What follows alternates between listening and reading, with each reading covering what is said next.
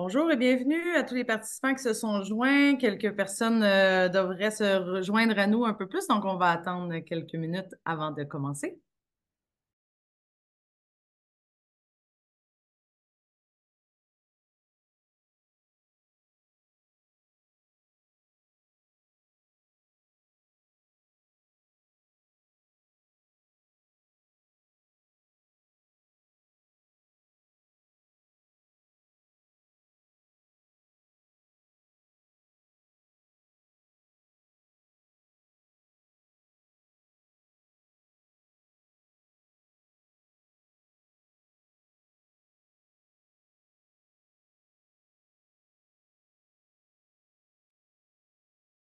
Amy, yes, the presentation will be in French today. La présentation est en français aujourd'hui.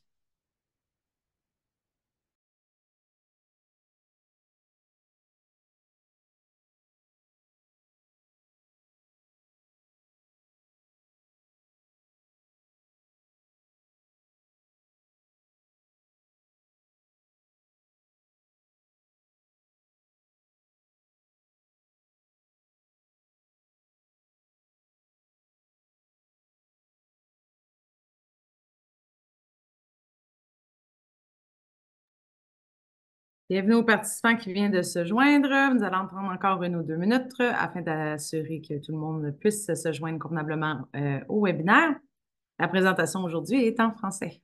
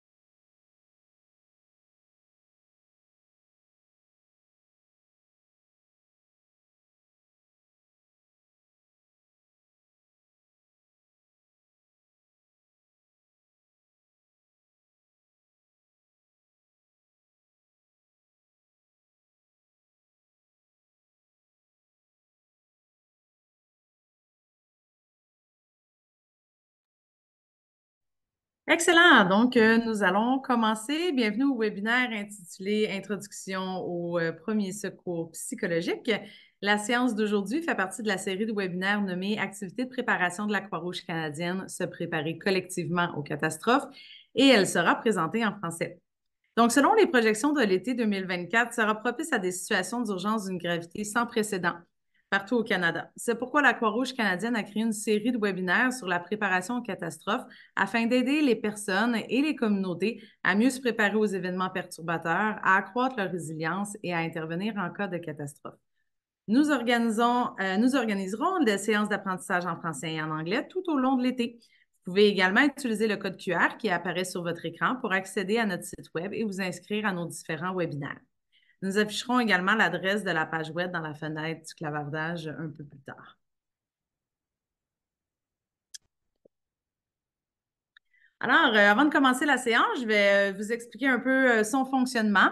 Donc, le webinaire sera enregistré, est enregistré en fait, et l'enregistrement sera envoyé à toutes les personnes qui sont inscrites.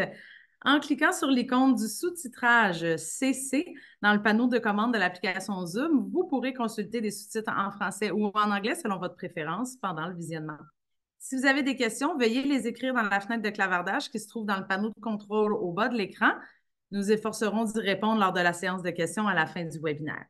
Un questionnaire de rétroaction apparaîtra dans votre navigateur une fois que vous aurez quitté le webinaire. Celui-ci nous permettra de recueillir vos commentaires, votre satisfaction afin de s'ajuster sur les prochaines séances. Nous vous remercions de bien vouloir y répondre. Des trousses de ressources présentant du contenu tiré des webinaires de la présente série seront disponibles sur le site Web de la Croix-Rouge canadienne au cours de l'été, tout comme la présentation PowerPoint qui va vous être présentée aujourd'hui. Si vous avez des questions, vous pouvez toujours nous écrire au rrr@croixrouge.ca.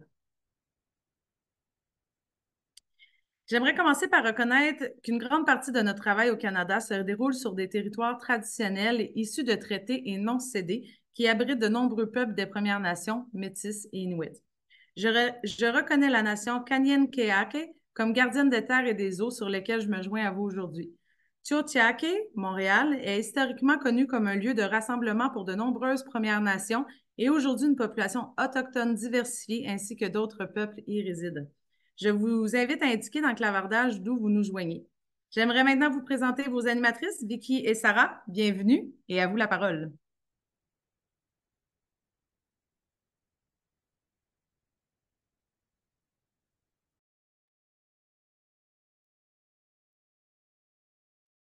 Je vais partager mon écran.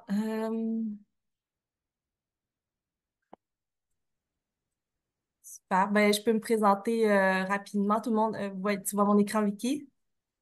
Oui, Oui, ok, c'est ça bon. va. Oui, c'est ça. Ben, dans le fond, moi, c'est Sarah Chan. Je suis coordonnatrice en santé mentale, bien-être, environnement sécuritaire au sein de l'équipe du Québec. Je travaille à la Croix-Rouge depuis environ 3 ans.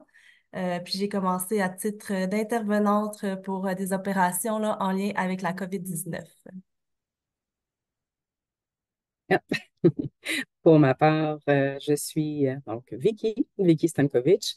Je suis conseillère en santé mentale dans la même équipe que Sarah Chan, donc l'équipe santé mentale, bien-être et environnement sécuritaire. Pour ma part, je suis avec la Croix-Rouge depuis 2021.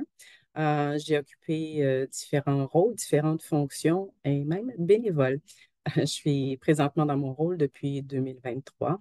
Puis, je suis ravie d'être avec vous aujourd'hui, puis de participer à cette présentation de l'introduction des premiers secours psychologiques. On va passer la diapo suivante. On va regarder ensemble ce que nous allons voir aujourd'hui, notre ordre du jour. Donc, on va voir qu'est-ce qu'on entend exactement par premier secours psychologique. Donc, on va souvent nommer PSP, quels sont les facteurs clés. On va voir aussi les 4 étapes des premiers secours psychologiques. Puis, on va conclure avec différents éléments concernant les communautés, les cultures et les groupes d'identité. Puis, évidemment, ensuite, on espère bien avoir un échange avec vous concernant si vous avez des questions sur la présentation. Donc, qu'entend-on par les premiers secours psychologiques, les fameux PSP? Donc, les premiers secours psychologiques sont l'équivalent des premiers soins, je vous dirais, du cœur et de l'esprit. Ils peuvent s'avérer bien utiles, évidemment, là, dans un monde en constante évolution, comme on le connaît. Alors, qui peut parfois générer des sentiments d'impuissance, faire en sorte qu'on perde nos repères à différents moments, puis engendrer parfois de profonds sentiments de détresse individuelle, mais collectifs aussi. Donc, les PSP, donc premier secours psychologique, sont donc un soutien moral qui est prodigué de façon humaine. Très important, aux personnes qui vivent une situation de crise afin de stimuler leur capacité à se relever des situations. Les premiers secours psychologiques ont pour but d'assurer la sécurité de la personne, de renforcer la résilience, d'établir des stratégies d'adaptation de stress aussi. Avec les premiers secours psychologiques, on va aussi aiguiller la personne vers des ressources pour qu'elle puisse subvenir à ses propres besoins. On va aussi l'encourager à demeurer en contact avec ses proches. Puis, très important, avec le premier secours psychologique, on redonne espoir. Donc, on va aborder un petit peu plus loin, un peu plus en détail les PSP, mais avant, on va s'intéresser, évidemment, qu'on vient de le voir, à qui s'adressent les premiers secours psychologiques et on verra aussi un petit peu plus loin quand ce sera utile.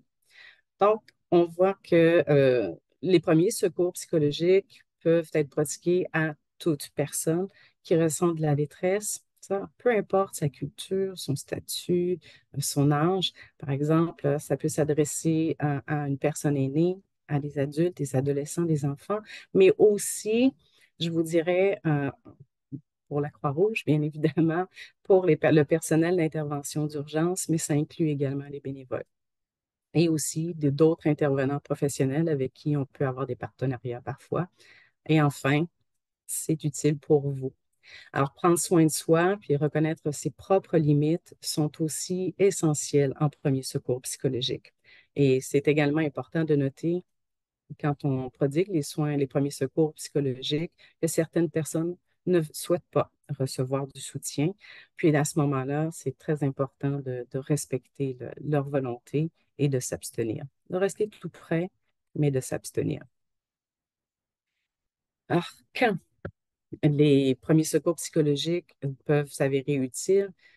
Alors, puisque les premiers secours psychologiques visent de réconforter les personnes qui sont en souffrance, à les aider à se sentir en sécurité, à se sentir calme, on est là aussi en premier secours psychologique pour entendre leurs besoins, leurs préoccupations, à les protéger des préjudices supplémentaires qui pourraient occurrir, à dispenser tout soutien émotionnel.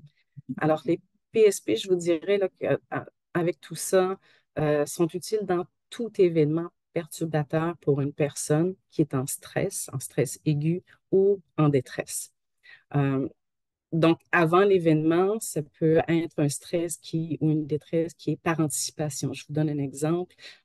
Si on prend la saison des inondations, par exemple, on peut savoir à l'avance que ça s'en vient.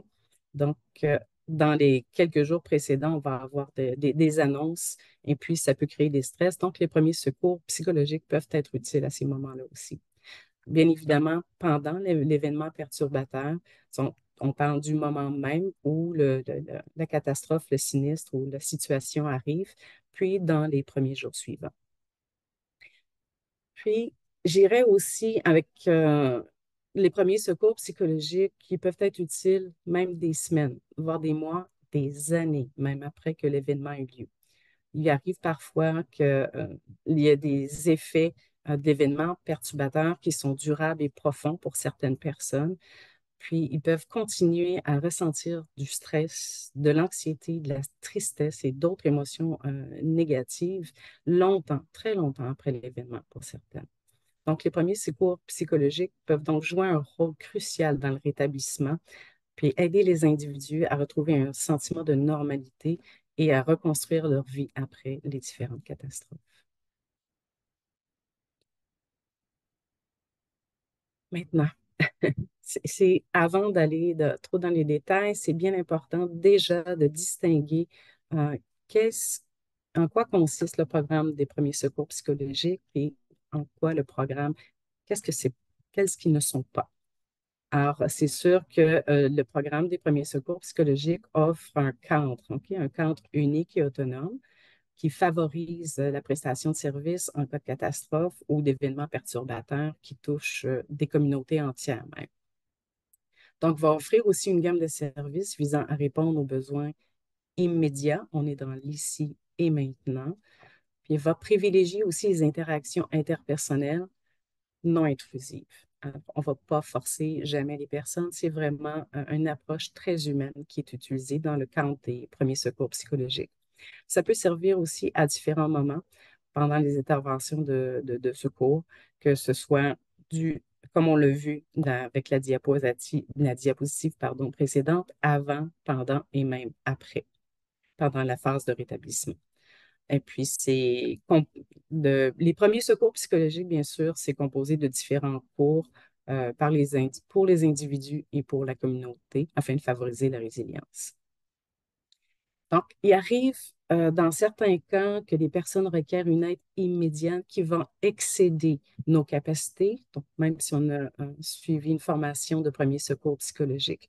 Donc, dans ces cas, il faut reconnaître leurs besoins particuliers afin de les aider à les tourner vers des professionnels appropriés. Donc, il ne s'agit pas d'un traitement psychologique spécialisé. Ce n'est pas non plus une thérapie ou des stratégies qui peuvent être mises en œuvre dans un environnement de bureau ou des traitements encore offerts en installation qui sont dédiés. Puis, ce n'est pas un traitement thérapeutique à long terme. Donc, les premiers secours psychologiques, c'est vraiment du court terme dans l'ici et maintenant. Maintenant, j'aimerais échanger avec vous.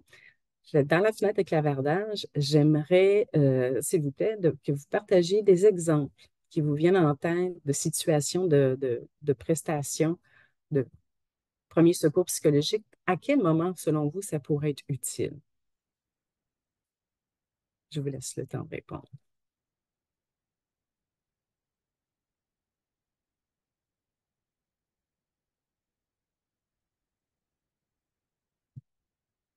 Pour vous aider un peu, je vous donne un exemple. Ah oui, évacuation, feu de forêt, absolument. Merci, Linaïs.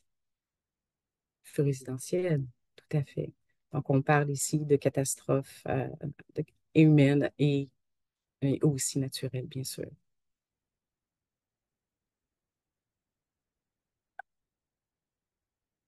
Toujours en situation d'urgence, on peut appeler comme ça, Jeanne et moi sommes appelés à l'occasion d'aller sur le terrain. On peut parler aussi dans les centres d'hébergement d'urgence. Ça peut arriver aussi.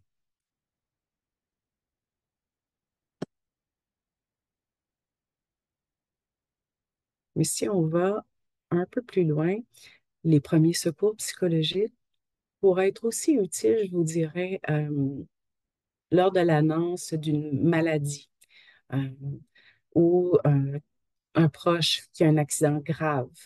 Ça peut aussi au moment de la perte d'un être cher. Puis je vois aussi Christine qui dit en préparation avant les déploiements. Oui, effectivement.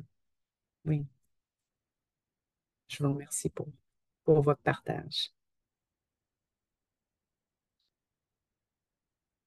Donc, on voit bien que tout le monde peut apprendre à prodiguer les premiers secours psychologiques parce que, de façon plus large, les premiers secours psychologiques vont aider les gens à mieux gérer le moment présent.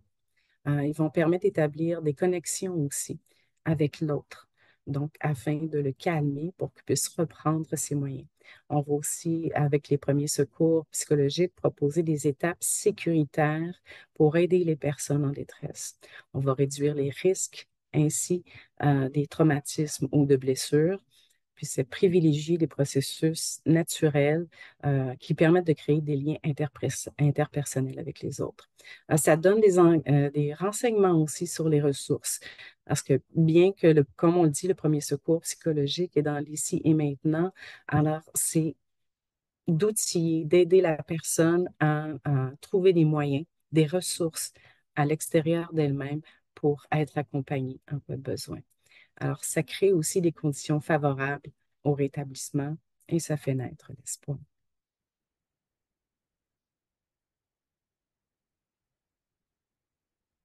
Ici, on a vu que les premiers secours psychologiques s'adressent à tout le monde, qui sont vraiment utiles dans toute situation où les personnes vont vivre du stress ou de la détresse. Euh, mais c'est quand même important d'ajouter que les premiers secours psychologiques sont centrés sur la personne, ce qui veut dire que la prestation des premiers secours psychologiques prend en considération les besoins, les préoccupations euh, et les compétences, les forces uniques de la personne, puis aussi les ressources qu'il va avoir dans sa communauté, dans la localité. Et bien sûr, comme on l'a mentionné un peu plus tôt, il y a des formations qui sont disponibles pour tous et pour tous. On parle et des formations vont être adaptées pardon, pour les jeunes, que ce soit les adultes ou encore les personnes aînées. Alors, regardons ensemble plus en détail qu'est-ce que ça signifie que le programme des premiers secours psychologiques. À toi, Sarah Cham. Oui, fait que là, on va rentrer maintenant dans les principes des premiers secours psychologiques. Fait que lorsqu'on offre des premiers secours psychologiques, il faut tenir en compte 5 composantes. Ces 5 composantes-là, c'est des principes essentiels de Stephen Uppal. Donc, on va parler de sentiment de sécurité. Ce qu'on veut dire par là, c'est de retirer les personnes de la situation menaçante ou atténuer leur exposition à cette situation-là. Ça va aussi, la sécurité inclut aussi d'aider les personnes à subvenir à leurs besoins fondamentaux. Donc, c'est sûr que dans un langage Croix-Rouge, tu sais, on va offrir des couvertures, on va s'assurer qu'ils ont quelque chose à manger, qu'ils ont un logement aussi. On va aussi aider les personnes à obtenir une aide médicale d'urgence. Euh, il y a aussi offrir du réconfort qui fait partie de la sécurité. Aussi fournir aussi souvent qu'il faut là, de l'information simple et exacte et à jour sur la façon de satisfaire les besoins de base. et respecter les normes culturelles en ce qui concerne le sexe, l'âge, les structures familiales, l'orientation sexuelle et les habiletés variées et la religion. Un des principes aussi, c'est le calme, donc se montrer chaleureux, faire preuve de compassion, même si le contact peut être difficile avec la personne.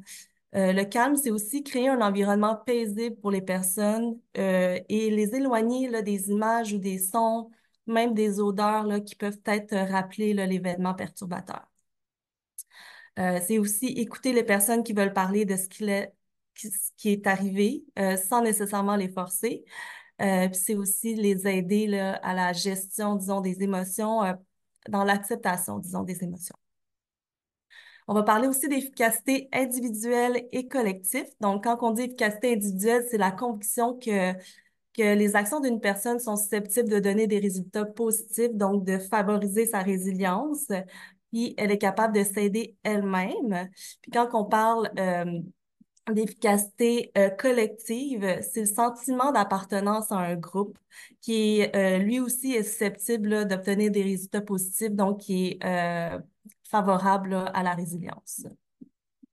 Pour favoriser l'efficacité personnelle et collective, vous pouvez prendre les mesures suivantes, donc encourager les personnes justement à subvenir à leurs propres besoins, leur fournir de l'information qui éclairera la prise de décision, les aider à déterminer l'ordre des priorités aussi de leurs problèmes, puis collaborer à trouver des solutions avec eux, puis les appuyer dans les décisions qu'ils prennent.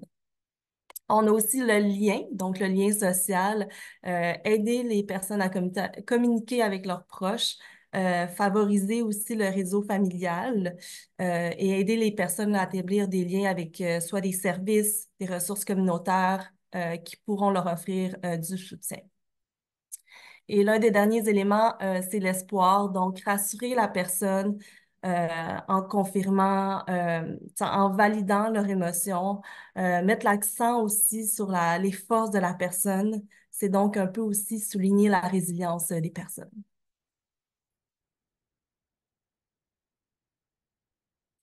Ensuite, on sait maintenant, là, comme Vicky l'a mentionné, là, qu'on peut tous prodiguer, disons, des services de premier secours psychologique, peu importe notre domaine. On n'a pas besoin d'être un professionnel en la matière. Cependant, il y a certaines limites qui ne devraient jamais être franchises. Euh, le premier principe, d'ailleurs, c'est de ne pas faire de tort. Donc, ça signifie là, d'éviter des actions là, qui ne rentrent pas dans le cadre des premiers secours psychologiques. Donc, la sécurité, ça repose sur la reconnaissance que chacun et chacune d'entre nous a le potentiel de causer préjudice à autrui.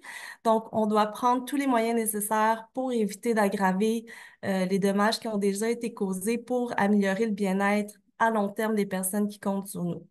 Euh, Lorsqu'on aide les gens, nous devons le faire en respectant la sécurité, la dignité puis les droits de la personne. Autrement dit, on doit se comporter de façon éthique. Ce que ça veut dire, entre autres, c'est respecter notre limite personnelle, autant celle des autres que la nôtre, protéger la personne contre la souffrance physique ou psychologique, agir en respectant aussi la confidentialité. Euh, Aussi, ne pas profiter d'une relation avec quelqu'un qui vit une situation difficile. Donc, respecter le droit d'une personne à prendre ses propres décisions. Reconnaître aussi l'étendue de ses compétences et assurer un environnement sécuritaire. Donc, l'humilité, là aussi, en relation d'aide, là, ça nous permet d'agir de façon éthique et responsable. Le principe, là, justement, de ne pas causer de tort, ne pas porter préjudice, là, est régi par des valeurs suivantes. Donc, on va parler de respect. Ça permet d'écouter la personne sans fonder notre opinion ou sur des idées préconçues. Donc, de respecter la religion, la culture de tous et chacun. Il y a aussi le principe de dignité, respecter le pouvoir et la capacité d'une personne à prendre ses propres décisions, puis comprendre là, justement les rôles d'une culture ou d'une religion. L'intégrité, c'est faire preuve d'honnêteté, puis expliquer ce qui est possible ou pas possible. Donc, on dit être digne de confiance, mais c'est aussi là, favoriser là, la confidentialité avec la personne. On va parler d'empathie aussi, c'est la capacité de voir et de sentir les choses du point de vue de la personne. Donc, être capable de se mettre à la place de la personne. Et protection, donc fournir un environnement sécuritaire là, pour tous. D'ailleurs, là, il y a des obligations là, en vertu des normes éthiques et de la loi. Si une personne n'est pas en sécurité, on est tenu légalement là, de la diriger vers des services appropriés pour que cette personne puisse recevoir de l'aide. Merci, Sarah Cham. Ah, j'aimerais, s'il vous plaît, vous inviter à nouveau à répondre à ma petite question dans la fenêtre de clavardage. La question est la suivante. Alors, que peut-on faire pour rester humble au moment de venir en aide à quelqu'un? Allez-y, j'ai hâte de vous lire.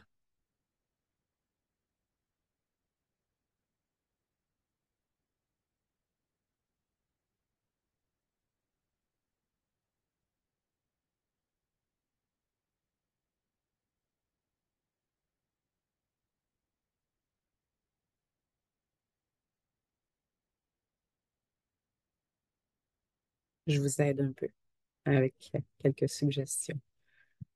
Euh, donc, pour démontrer l'humilité, on pourrait, par exemple, tout simplement écouter attentivement.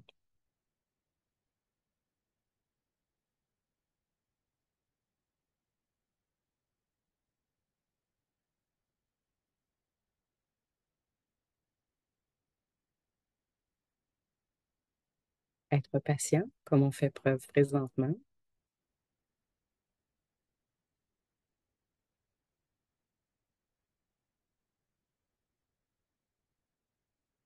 Et aussi, ne pas chercher la reconnaissance. On est là pour l'autre, pas pour soi.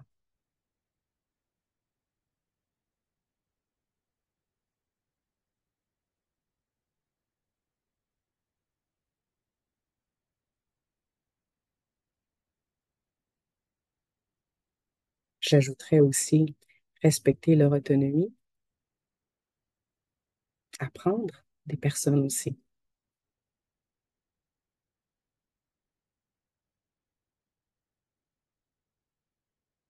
Encore, un autre élément très important, c'est admettre nos erreurs. Même si on est en relation d'aide, on demeure des êtres humains. Il est possible qu'on fasse des erreurs. Donc, j'arrête le suspense. Et le dernier point que je pourrais vous donner en exemple, ce serait être sincère. Ça, c'est une manifestation de l'humilité. À toi, Sarah Chan. Ah, merci, Vicky. Donc, je vais poursuivre avec disons, les 4 étapes des premiers secours psychologiques. Euh, je ne sais pas si vous voyez dans l'écran, là, il y a comme des flèches aussi, donc c'est important de suivre les flèches. Les 4 étapes, je vais vous les dire, c'est observer, écouter, vivre et accompagner. Pourquoi je vous parle de l'importance des flèches dans ce graphique-là? C'est parce qu'on ne peut pas accompagner sans avoir écouté. On ne peut pas vivre sans avoir observé aussi. Donc, c'est des étapes qui se suivent l'un après l'autre. Donc, observer, cerner les besoins émotionnels et le besoin de base. Donc, premièrement, quand on est en contact avec quelqu'un qui est dans une situation de vulnérabilité, on commence par observer. Donc, observer, oui, la personne, mais aussi dans son environnement, dans le contexte dans lequel elle est. Euh, Ça l'aide à déterminer l'état d'esprit, donc un peu les émotions de la personne, donc comprendre aussi ses besoins. Donc ça va nous aider aussi à adapter l'aide en fonction de ses besoins. Ce qu'on peut observer, c'est les signes de stress, des signes de détresse. Il y a aussi des signes non verbaux. Donc, est-ce que la personne, elle pleure? Est-ce qu'elle est émotive? Est-ce qu'elle semble agitée? Est-ce qu'elle semble anxieuse? Est-ce qu'elle est immobile? Ou au contraire, elle est sans arrêt en action? Est-ce que la personne, elle s'isole? Est-ce que la personne, elle a l'air apeurée ou dépassée par les événements? Il y a aussi des besoins fondamentaux qu'on peut observer. Donc là, on va parler un petit peu plus de l'hygiène peut-être corporelle. Est-ce qu'il y a des signes de violence? Ça aussi, c'est quelque chose qu'on peut observer. On observe aussi dans certaines situations des personnes ayant des besoins particuliers. Selon la situation ou le contexte, est-ce qu'il y a des personnes âgées? Est-ce qu'il y a des enfants? Est-ce qu'il y a des personnes qui sont en situation de précarité, santé, est-ce qu'ils ont une santé précaire? Et on peut observer la résilience. La résilience, là, elle peut s'observer par le fait est-ce qu'une personne est capable de demander de l'aide? Est-ce qu'elle utilise les ressources qu'on lui a transmises ou tout simplement les ressources qui sont à sa disposition? Est-ce que la personne a un filet de sécurité? Donc, quand on parle de filet de sécurité, c'est qui les personnes de confiance dans son entourage?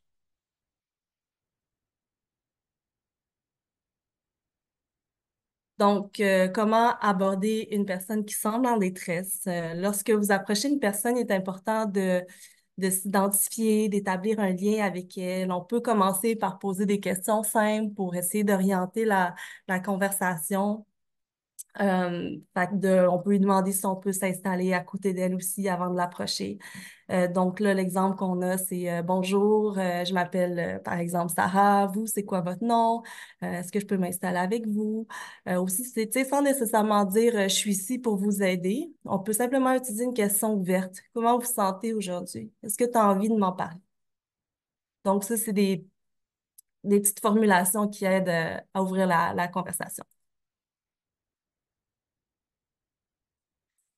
Donc, quand aussi on observe, on garde en tête qu'une personne en détresse, que quand une personne est en détresse, c'est normal qu'elle ressente, disons, une diversité qu'elle montre diverses réactions émotionnelles.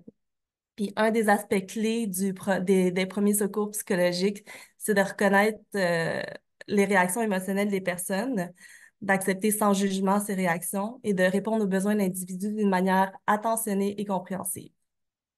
Il faut faire en sorte que la personne en situation de détresse se sente acceptée dans toutes ses gammes d'émotions.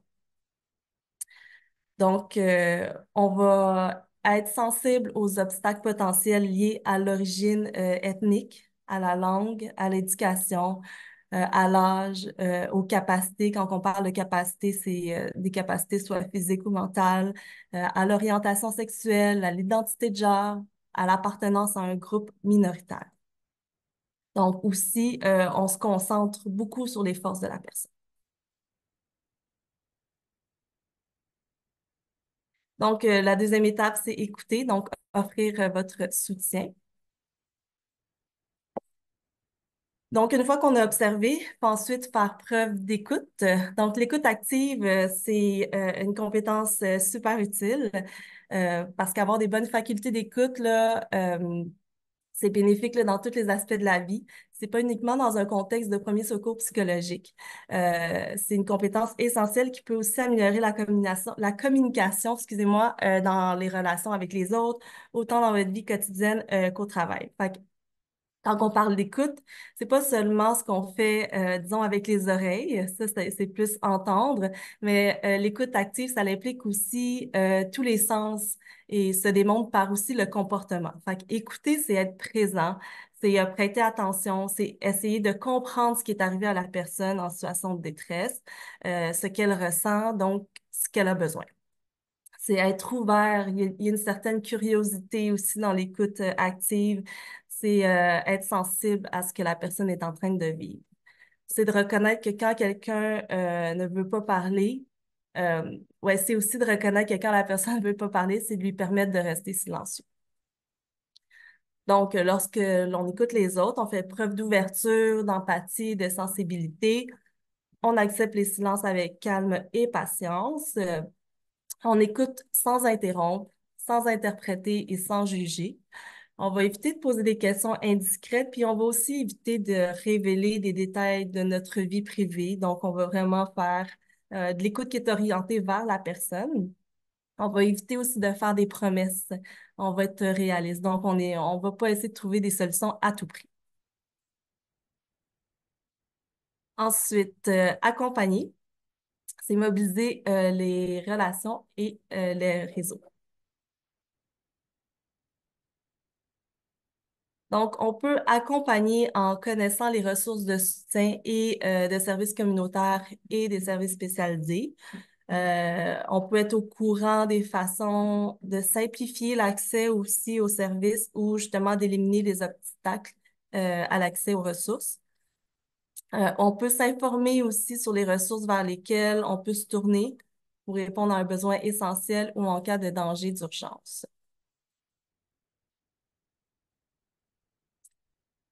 Donc, comment qu'on accompagne une personne, là, on peut simplement, tu sais, seulement lui dire, tu sais, je peux vous accompagner pour aller vers cette ressource, ou sinon seulement lui informer qu'il existe une ressource d'aide. Donc, il existe cette ressource d'aide pour vous.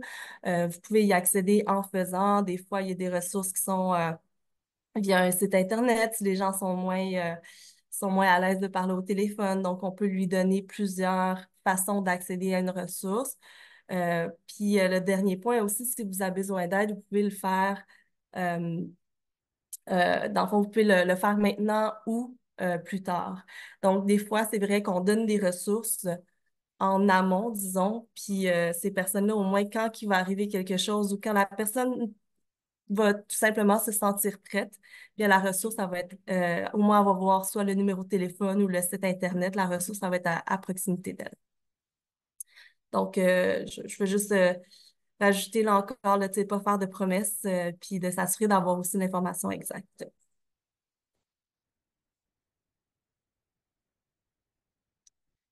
Euh, donc ici, considération importante, là, ça a déjà été dit, mais tu sais, utiliser de l'information qui provient de sources fiables. Les groupes marginalisés, stigmatisés, eux, ils peuvent faire face à des difficultés particulières pour accéder à de l'assistance dont ils ont besoin. Puis ça nécessite souvent du soutien ou un accompagnement spécifique.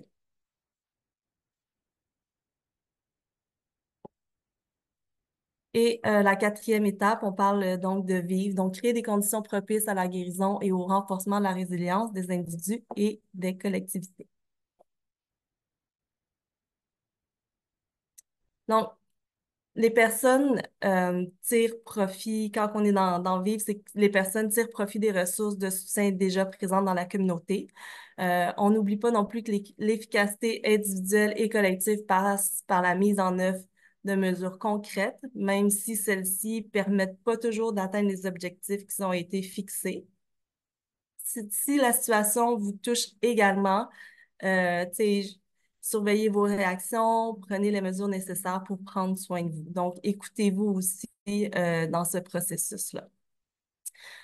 Euh, L'objectif là, des premiers secours psychologiques, là, c'est d'établir le contact entre les personnes dans le besoin et les ressources appropriées pour que celles-ci puissent recommencer à vivre pleinement. Fait que pour y arriver, il faut que les personnes, l'information puis le système de soutien soient disponibles. Merci, Sarah Chan. Donc, on voit bien que c'est quatre étapes toutes simples à retenir. Donc, on parle de observer, écouter, accompagner et vivre avec tout ce que ça peut impliquer. J'aimerais avec vous voir quatre petits points à retenir avant de poursuivre. Donc, Sarah Chan l'a mentionné, mais il faut insister aussi que c'est important de ne pas essayer d'empêcher une personne de vivre ses émotions. Okay? Des fois, on peut se sentir inconfortable, on tente à tout prix de la rassurer, puis c'est pas la presser de s'en remettre.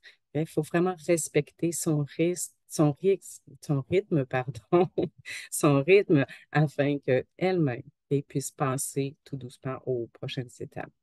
Le deuxième élément important à retenir, c'est la communication.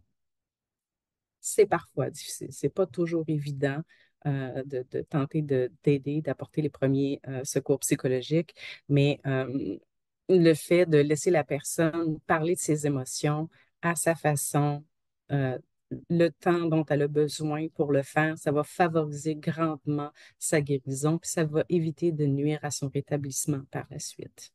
Un troisième point, de forcer quelqu'un à faire quelque chose contre son gré, il ne faut pas que ça arrive parce que ça fait en sorte que la personne va sentir que son ressenti est dévalorisé. Puis en plus, s'il fallait qu'on abandonne la personne dans ces moments-là aussi, elle se sentirait encore plus démunie dans son action. Puis ça causerait du tort à la personne. Un dernier point, c'est il s'agit c'est important d'être constant, d'être là à tous les moments. Donc, c'est ne pas participer activement à toutes les étapes du processus. Ça ferait en sorte que ça pourrait amoindrir les bénéfices puis l'assistance qui est offerte. Encore une petite question pour vous.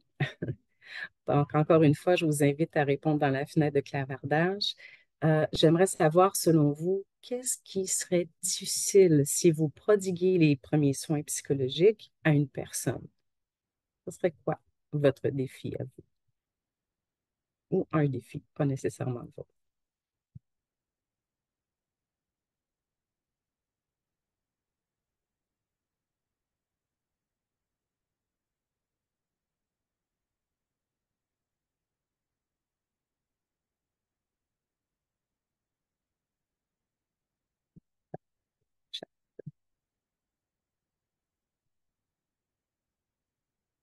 Avec les ressources disponibles.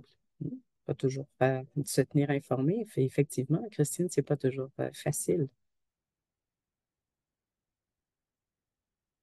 On est humain aussi, hein? On ne peut pas tout savoir, bien sûr.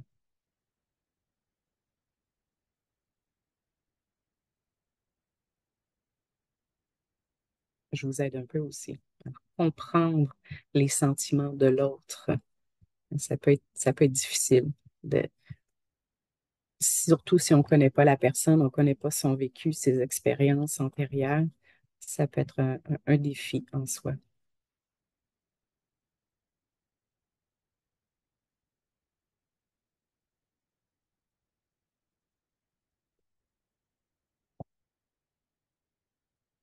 Je vous dirais aussi que c'est peut-être pas toujours facile, hein, de trouver les bons mots pour réconforter la personne, le mot juste qui va faire en sorte qu'on va venir la toucher et de faire en sorte qu'elle va pouvoir s'apaiser.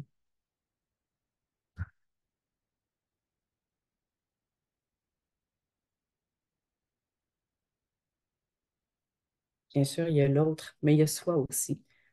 Dans certaines situations où on pratique des soins premiers secours psychologiques, il peut arriver parfois que ce soit difficile de gérer ses propres émotions. Alors là, c'est important de reconnaître sa limite et de trouver quelqu'un d'autre pour venir en aide à cette personne-là.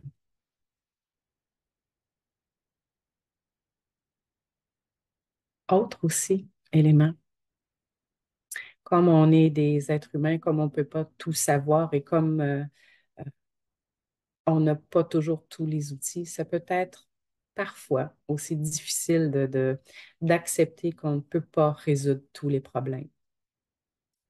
On ne peut pas accompagner la personne à résoudre tous ces problèmes. Dans le chat, on a aussi reconnaître les signes de stress et de détresse. Des fois, ça peut être difficile, sont différents selon chaque personne. Absolument, absolument, je suis totalement d'accord. Il y a aussi l'Inalix, ne pas tout prendre sur nos épaules ou sauver à tout prix. Oui, exactement. Exactement. Ça vient en lien, ça fait écho, si je vais, à pas pouvoir résoudre les problèmes que je mentionnais tout à l'heure. Je vous remercie vraiment infiniment d'avoir partagé vos idées, ces défis. Euh, je passe la parole maintenant à Sarah Chan. Elle va nous parler de culture, de communauté puis de groupe identitaire. Ah, merci, Vicky. Fait qu'effectivement, là, comme Vicky, tu viens de dire, là, les premiers secours psychologiques, c'est aussi de prendre en compte là, les communautés, les cultures et les identités. Fait qu'on va parler des mots, des gestes, les us et coutumes, les façons d'offrir et de recevoir du soutien sont propres à chacun, à chaque culture, en fait, chaque communauté et chaque groupe identitaire. Fait que, ce que nous, on fait, là, c'est Ce que nous, on fait, excusez, c'est en fait, il est fortement de recommander que les responsables des groupes culturels, communautaires, identitaires facilitent la prestation de services de premiers secours psychologiques pour y participer. Euh, ce que je voulais dire tout à l'heure, c'est que, tu sais, à la Croix-Rouge, tu sais, quand on fait un travail avec les communautés autochtones, on essaie d'inclure aussi la communauté dans disons, la résolution de problèmes ou peu importe.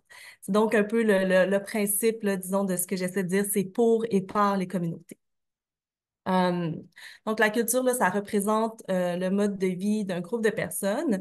La culture, ça comprend la culture qui est de surface, donc c'est ce qu'on voit, nous, mais aussi une culture profonde. Donc, comme je dis un petit peu, là, tu sais, les règles inconscientes ou implicites qui régissent aussi le comportement d'une personne.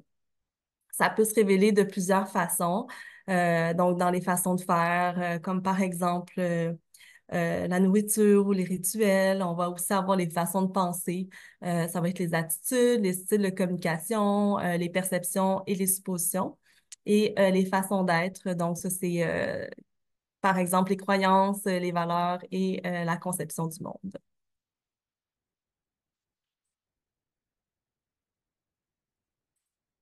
Euh, donc, communauté et groupe identitaire. Euh,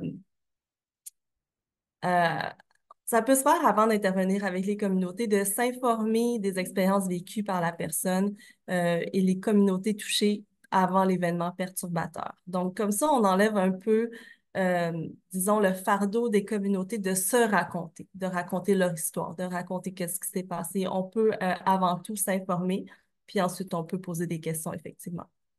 Repérer les ressources individuelles et communautaires réellement disponibles.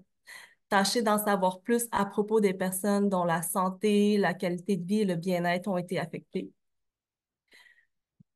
On peut aussi se renseigner sur la région, les ressources qui sont disponibles, puis les principes de gouvernance aussi qui sont observés.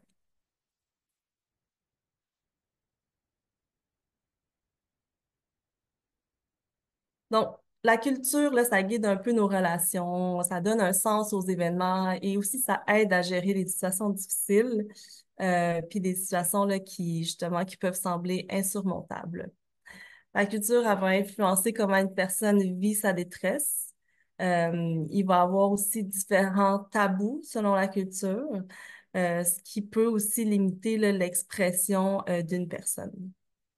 Mais elle représente aussi une histoire commune.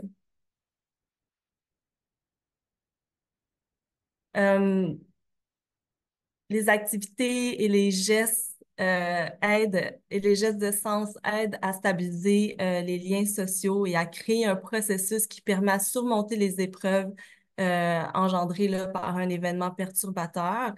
Chaque pas vers le futur qui est pris sans ignorer l'expérience présente, c'est un pas vers la guérison et le renforcement et de la résilience. Donc, toutes les mesures d'assistance, peu importe leur portée, là, ça crée des dynamiques favorisant le changement et aide la communauté à s'adapter à sa nouvelle réalité. Donc, pour favoriser un petit peu là, cette résilience-là, c'est d'avoir une compréhension culturelle. Euh, la compréhension culturelle, là, ça requiert que tous démontrent certains comportements. Donc, ça peut être de reconnaître et accepter et valoriser les différences culturelles, de prendre conscience aussi de sa propre culture puis de ses propres valeurs, euh, comprendre et apprécier la diversité culturelle. Ça peut être aussi développer ses connaissances culturelles, donc comme un peu je le disais tantôt, là, s'informer. Puis ça peut être prêt à adapter aussi les interventions. C'est sûr que dans un monde idéal, ça serait aussi adapter les programmes et les politiques. Merci, Sarah Chan.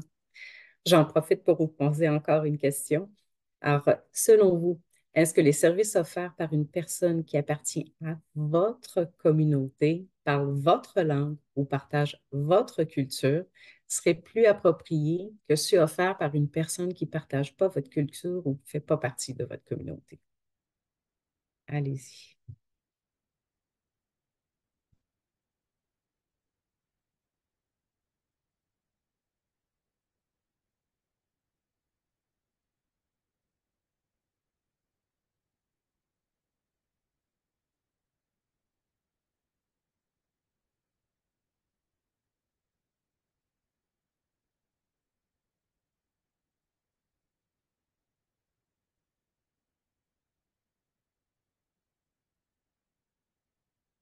Je vous aide un peu. Ah.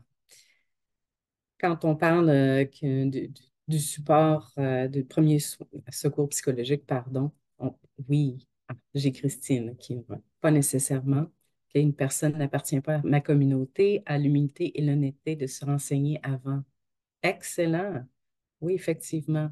Donc, qu'on fasse partie de la culture, oui, ça peut être aidant, ça peut faciliter la compréhension, mais si une personne qui ne fait pas partie de la communauté, comme vous le dites, Christine, effectivement, c'est en se préparant et en étant humble. Excellent.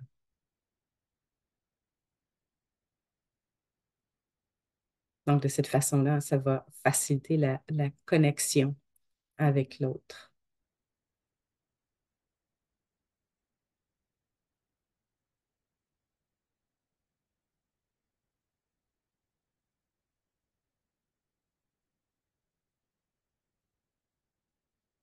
Alors oui, bien sûr, avoir les mêmes valeurs, avoir les mêmes communautés, ça aide à la compréhension, à la communication, au confort. Mais ce qui est important de noter, c'est que chaque individu est unique aussi. Puis les impacts peuvent varier.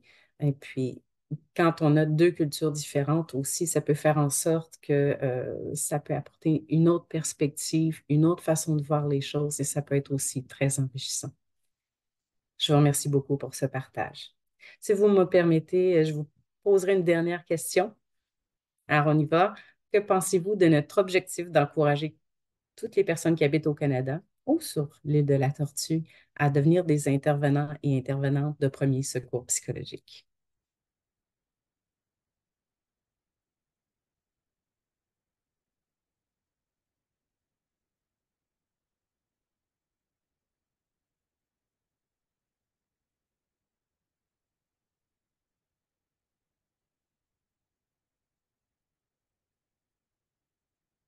Est-ce que ce serait souhaitable? On le souhaite. Avant de terminer, j'aimerais passer à quelques petites remarques sur des points importants, encore une fois, sur les premiers secours psychologiques. Donc, c'est de se dire qu'il est normal de ressentir de la détresse, puis de se sentir dépassé quand on a des événements, quand on vit des situations perturbatrices. Les individus et les communautés disposent de moyens naturels pour assurer leur guérison. Donc, on a des capacités intrinsèques à l'intérieur de soi et on a de l'aide tout autour de nous. Alors, c'est toujours de favoriser les liens, les connexions entre les gens. Ça aide en premier secours psychologique. Puis les premiers secours psychologiques aussi permettent d'offrir du soutien de façon respectueuse dans tous les sens du terme et de façon non intrusive.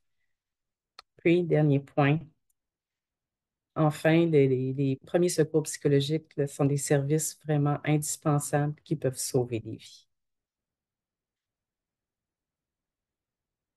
Je vous remercie beaucoup d'avoir participé à la séance aujourd'hui. À toi la parole, Emmanuel. Merci beaucoup pour cette belle présentation, Sarah et Vicky. Votre partage est vraiment précieux. Merci aussi aux participants d'avoir répondu aux questions, d'avoir participé comme ça. Alors, je vous mets à l'écran les informations pour le prochain webinaire qui aura lieu le mardi 16 juillet. Prendre soin de soi et des autres selon une perspective autochtone. Veuillez noter que ce webinaire sera diffusé en anglais. Nous avons encore quelques minutes, je crois. Oui, quelques minutes pour une ou deux questions si jamais les participants auraient une petite question pour nos animateurs.